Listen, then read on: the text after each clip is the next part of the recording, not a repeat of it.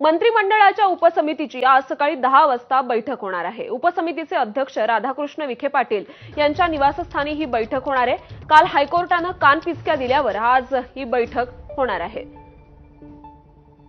त्यामुळे या बैठकीत आज नेमकी काय चर्चा होते आणि त्याचबरोबर सरकार काय भूमिका घेतं हे सुद्धा बघणं महत्त्वाचं ठरणार आहे।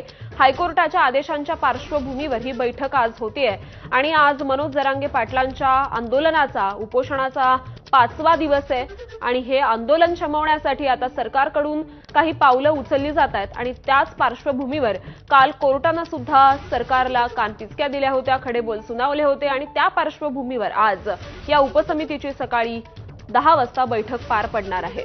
राधाकृष्ण विखे पाटील यांनी ही बैठक बोलावलेली आहे आणि त्यांच्या निवासस्थानी ही बैठक होणार आहे असं देखील कळतंय। त्यामुळे आज सरकारकडून मराठा आंदोलनासंदर्भात काय भूमिका घेतली जाते हे बघणं महत्त्वाचं ठरणार आहे। काल हायकोर्टामध्ये सुनावणी पार पडली आणि त्यानंतर या आंदोलनाच्या पार्श्वभूमीवर ही बैठक महत्त्वाची आहे आणि या संदर्भात अधिक अपडेट्स देतील आपले प्रतिनिधी वेदांत नेमकं काल हायकोर्टाने सरकारला काय सुनावलं आणि त्यामुळे आजची बैठक कशा प्रकारे महत्त्वाची ठरणार आहे। श्रुती, या बैठकीमध्ये मुख्यत्वे करून तोडगा काढण्याचा प्रयत्न केला जातो। आपण बघतो मागील 3 दिवसांपासून मराठा आरक्षण उपसमितीच्या बैठका सुरू आहेत आणि त्यामध्ये नेमकं मनोज जरांगे ज्या मागण्या आहेत त्याच्या जवळपास काहीतरी तोडगा काढता यावा त्या दृष्टिकोनाचा प्रयत्न सुरू आहे। त्यासाठी निवृत्त न्यायाधीश संदीप शिंदे यांच्या समितीसोबत सुद्धा चर्चा झाली।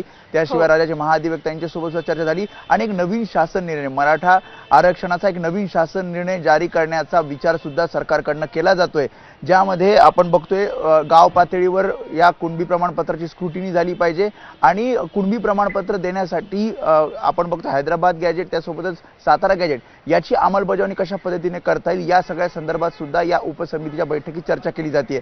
कदाचित आज रात्रीपर्यंत या सगळ्या संदर्भात निर्णय घेतला जाईल आणि राज्य सरकार या सगळ्या जे आंदोलन चालू आहे आणि ज्या मागण्या आहेत त्या संदर्भात सरकारची भूमिका मांडू शकतं आणि एक मसुदा तयार करून मनोज जरांगे पाटील यांना हा मसुदा देऊन त्यांची या संदर्भात काय भूमिका आहे हे सुद्धा ऐकून घेतलं जाईल। नक्कीच श्रुती। वेदांत, धन्यवाद या सविस्तर माहितीसाठी।